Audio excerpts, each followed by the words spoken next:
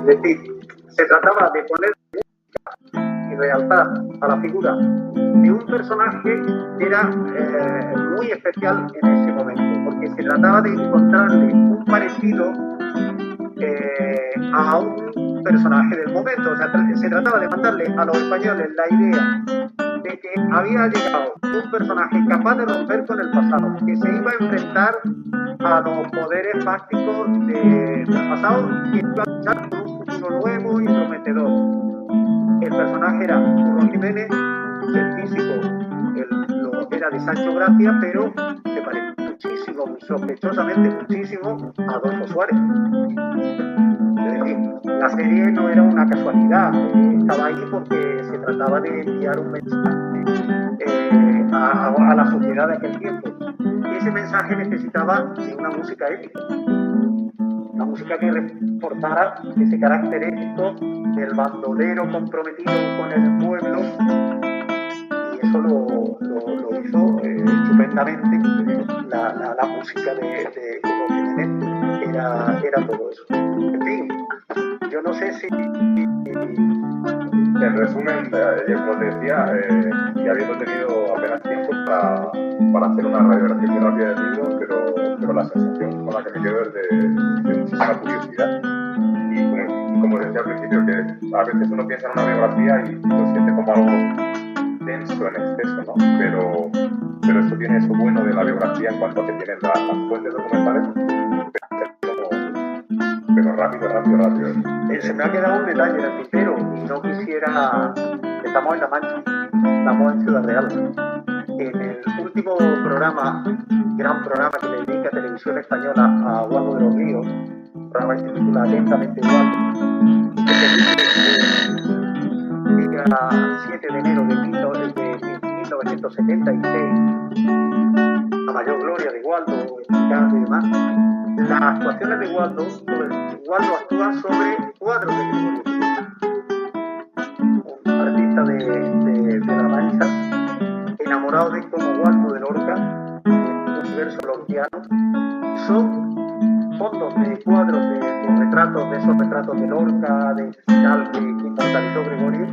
Es curioso la sintonía entre dos personajes.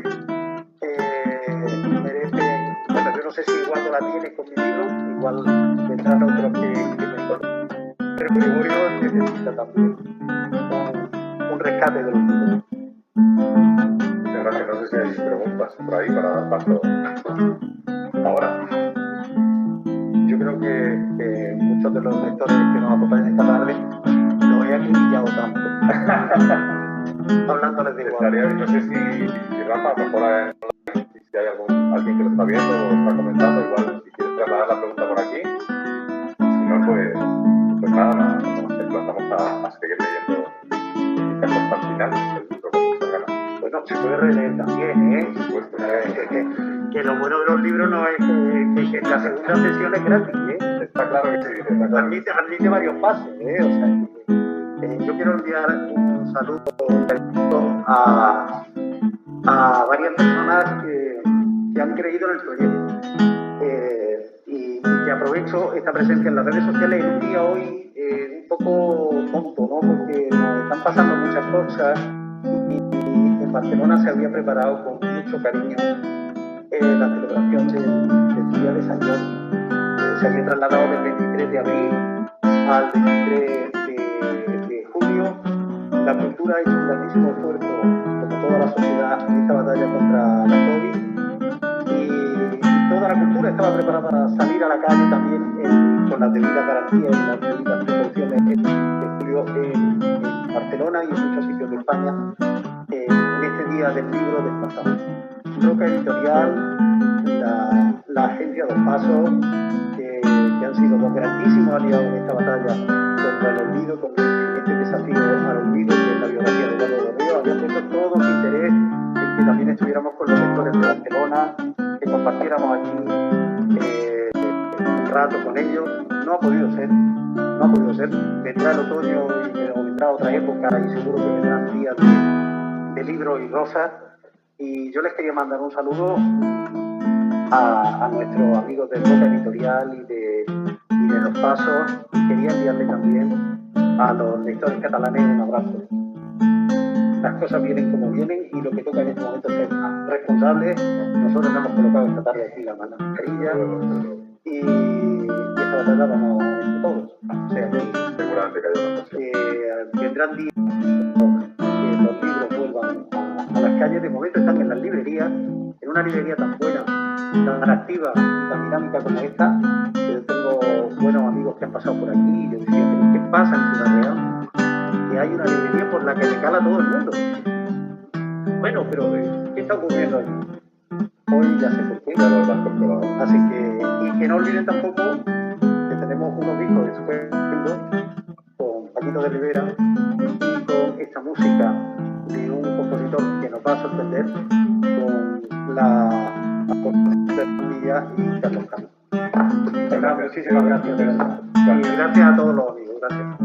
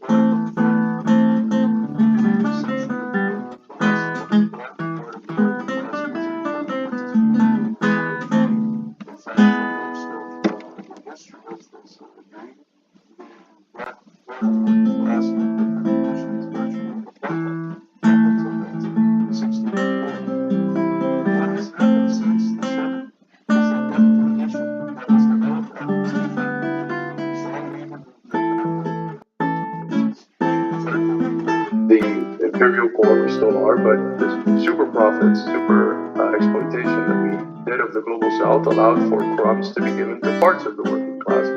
And you also had a strong alternative paradigm in the existence of the Soviet Union. Those are three central factors upon which the reality of that stability is based. What has happened to those factors? Well, the unions have been utterly destroyed. The communist parties have been destroyed, not just through repression, but through the promotion of this thing that calls itself the left. That it's as left as a chicken with a duck bill calling itself a duck. It's not left at all. It's created by the institutions of the State Department, of the CIA, etc., by the Congress for Cultural Freedom, focused on cultural issues, on issues of social morality, and other affairs. It's dominated in terms of worldview by what is called the purity fetish, and in terms of class position by the professional managerial stratum, a stratum that is relatively comfortable in their day-to-day life.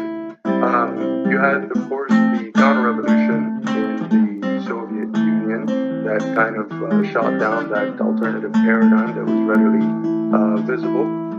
And so this creates the conditions around the 1970s for a turn towards more austerity and towards the process that we have called, following Krishevik at the Institute, reproletarianization, where that sector of the American working class that bourgeoisified itself has been periodically reproletarianized.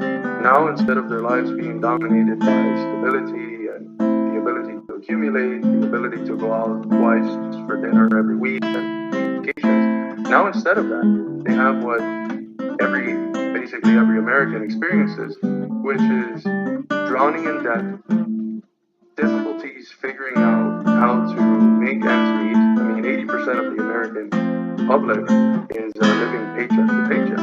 That means they're one paycheck away from being thrown into the streets with the 650,000 homeless people living in a country with 33 times as many empty homes as homeless people.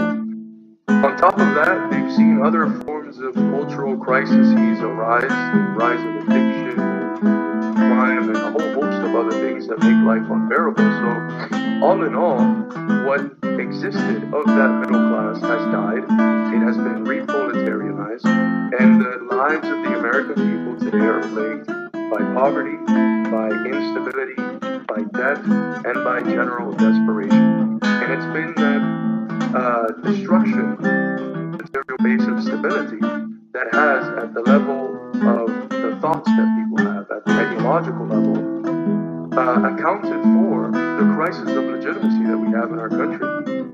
The fact that today, only 19% of the American people actually feel like their representatives represent them is a historic fact. I can't pinpoint any other period in American history where that has been the case. The fact that only 11% of the American people actually believes in what the mainstream media says. It's a historic fact. What we have in our hands is a crisis of legitimacy. The way the world has worked is no longer working for American working people, and now they're conscious of it. They don't want to keep on going on in the old way, and given the crisis of imperialism that we have, even the ruling class itself cannot continue to go on in the old way. And as good Leninists, we know what that means when neither the working people nor the ruling class continue to go on in the old way. One of the interesting things that happens in 2016 is that you have the development of the MAGA movement, where Trump, through this populist rhetoric of ending the wars, bringing back the jobs, at some point he was even arguing for a sort of universal health care. He's able to win a significant part of that disaffected working class base that historically voted for Democrats. In most counties in the Midwest, for instance, the people that voted for Trump were Obama, and then Trump. So that's something that's left off of the discussion. People are just painted by the liberals as a basket of racist deplorables. But one of the things that Trump suggested that really got a lot of their ears was bringing manufacturing blue-collar jobs back. He, of course, did not do that, just like he didn't end the wars or do anything else he promised as a good politician. It's almost illegal if a politician